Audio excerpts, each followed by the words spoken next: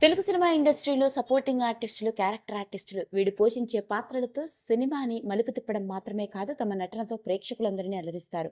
అలాంటి క్యారెక్టర్ ఆర్టిస్ట్‌గా మనందరికీ సుపరిచితురాలు హీరోయిన్ కమ్ సపోర్టింగ్ యాక్ట్రెస్ అయిన ఈశ్వరీరావు గారు. ఈశ్వరీరావు గారు ఈ పేరుకి కూడా పరిచయం అవసరం లేదు. హీరోయిన్‌గా తన కెరియర్‌ని ప్రారంభించి ఎన్నో సినిమాల్లో హీరోయిన్‌గాను, ఆ తర్వాత సపోర్టింగ్ యాక్ట్రెస్‌గాను సినిమాల్లో రాణిస్తూ ఇప్పుడు తన సెకండ్ ఇన్నింగ్స్‌లో మన తెలుగు సినిమాల్లో భారీ బడ్జెట్ సినిమాల్లో కీలకమైన పాత్రలతో ఒక ప్రత్యేకమైన నటిగా మంచి గుర్తింపు సంపాదించుకుంది. నిజానికి ఈశ్వరీరావు గారు నటించిన సినిమాలు ఇవి పోషించే పాత్రను చూస్తూ ఉంటే సహజసిద్ధం సహజసి సహజసిద్ధంగా సహజత్వం ఉట్టిపడేలాగా ఇచ్చిన పాత్రలో పరకాయ ప్రవేశం చేస్తూ ఆమె నటించే తీరు ప్రతి ఒక్కరిని ఆకట్టుకుంటుంది. అలాంటి ఈశ్వరీరావు గారు మనకి రాంబంటు సినిమా కంటే ముందే ఇంటింటా దీపావళి అన్న సినిమాతో తెలుగు ప్రేక్షకులకి పరిచయం అయింది. ఇక ఆ తర్వాత రాంబంటు సినిమాతో హీరోయిన్ గా బాపు గారి దర్శకత్వం వహించిన ఈ సినిమాలో తన సహజ సిద్ధమైన నటనతో చారడేసి కళ్ళతో ప్రేక్షకులందరినీ హావభావాలతో అలరించింది. అలాంటి ఈశ్వరీరావుకి నిజానికి రాంబంటు సినిమా తర్వాత రావాల్సినంత గుర్తింపు రాలేదని చెప్పాలి. కాకపోతే తమిళ్, మలయాళంలో మాత్రం స్టార్ హీరోయిన్ గా ఎంతో మంది నటులతో తన సహజ సిద్ధమైన నటనతో అలరిస్తూ అక్కడ సినిమా ఇండస్ట్రీలో రాణిస్తూ వచ్చింది.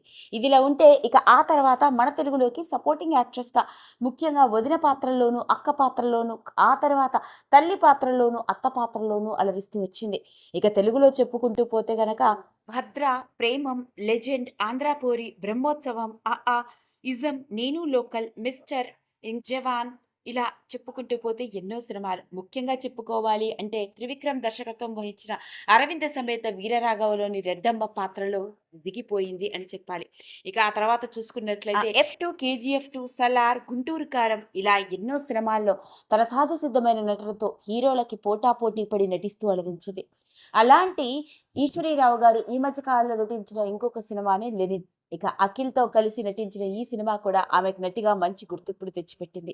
మరి అలా ఆమె సినీ ప్రయాణం గురించి మనందరికీ తెలిసినప్పటికీ ఈ వీడియోలో మనం మాట్లాడుకోబోయేది ఈశ్వరరావు గారు ఒక హీరోయిన్‌గా, సపోర్టింగ్ యాక్ట్రెస్‌గా మనందరికీ సుపరిచితురాలే అయినప్పటికీ ఆమె భర్త ఎవరో, అతడి బ్యాక్‌గ్రౌండ్ ఏంటో, ముఖ్యంగా ఆమె కొడుకు గురించి మీకు తెలియని కొన్ని ఆశ్చర్యకరమైన విషయాల్ని ఈ వీడియోలో గమనిద్దాం. ఇక ఆ వివరాల్లోకి గనక వెళ్ళినట్లయితే సపోర్టింగ్ యాక్ట్రెస్‌గా తమిళ సినిమా ఇండస్ట్రీలో రాణిస్తున్న రోజుల్లోనే అప్పటికే నటుడిగా, డైరెక్టర్‌గా, ప్రొడ్యూసర్‌గా రాణిస్తున్న ఎల్ రాజాని ప్రేమించి పెళ్లి చేసుకోవడం జరిగింది. ఇక ఎల్ రాజా గారు కూడా తమిళ బుల్లితెర ఇండస్ట్రీలో మెగా సీరియల్స్ తీసే డైరెక్టర్‌గా గుర్తింపు సంపాదించుకున్నాడు. దాదాపు 70,000కి పైగా ఎపిసోడ్లకి దర్శకత్వం వహించిన స్టార్ సీరియల్ డైరెక్టర్ అని చెప్పాలి. అలా కేవలం బుల్లితెర రంగంలో డైరెక్టర్‌గా మాత్రమే కాకుండా తెలుగులో కూడా ఎన్నో సీరియల్స్‌లో డైరెక్షన్ చేస్తూ నటించడం కూడా జరిగింది. ఇక మన తెలుగు విషయంలోకి గనక వెళ్ళినట్లయితే తెలుగులో ఇది కథ కాదు, నిన్నే పెళ్లాడతా, అభిమానం ఇలా చెప్పుకుంటూ పోతే దాదాపు 16కు పైగా సీరియల్స్‌లో నటించడం, అంతేకాకుండా దర్శకత్వం కూడా వహించడం జరిగింది.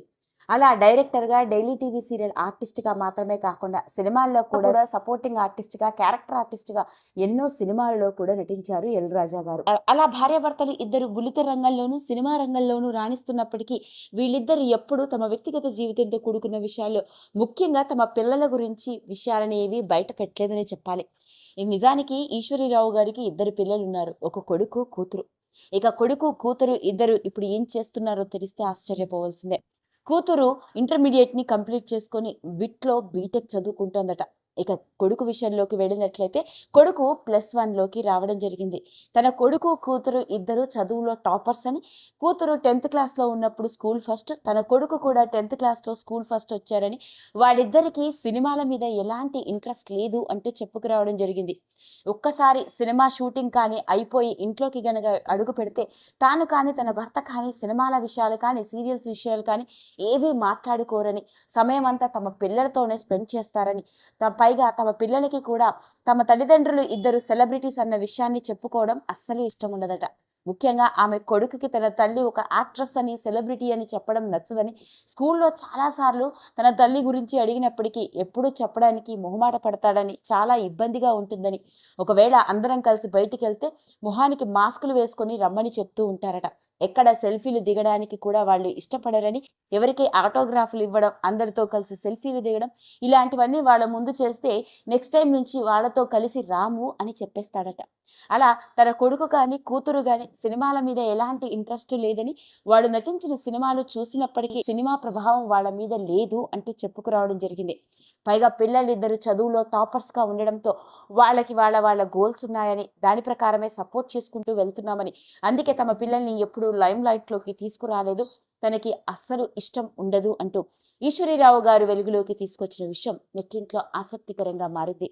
అదండి అసలు సంగతి. మరి తెలుగు సినిమా ఇండస్ట్రీలోకి హీరోయిన్‌గా అడుగుపెట్టి కొన్ని దశాబ్దాలకు పైగా ఎన్నో మంచి పాత్రలతో, సహజసిద్ధమైన నటనతో మనలందరినీ అలరిస్తూ స్టార్ హీరోలు అయిన ప్రభాస్ కావచ్చు, జూనియర్ ఎన్టీఆర్ కావచ్చు, అంతేకాకుండా సూపర్ స్టార్ రజనీకాంత్ గారి సరసన కూడా నటించి అలరించిన ఈశ్వరీరావు గారి వ్యక్తిగత జీవితంతో కూడుకున్న విషయాల్లో ముఖ్యంగా ఆమె కొడుకు ఎవరో, ఇప్పుడు ఏం చేస్తున్నాడో తెలుసా అంటే వెలుగులోకి వచ్చిన ఈ విషయం ఈ సందర్భంలో ఈ ఆసక్తికరంగా వీడియో మారింది. కనుక మీకు నచ్చినట్లయితే లైక్ చేయండి, షేర్ చేయండి, సబ్స్క్రైబ్ చేసుకోండి.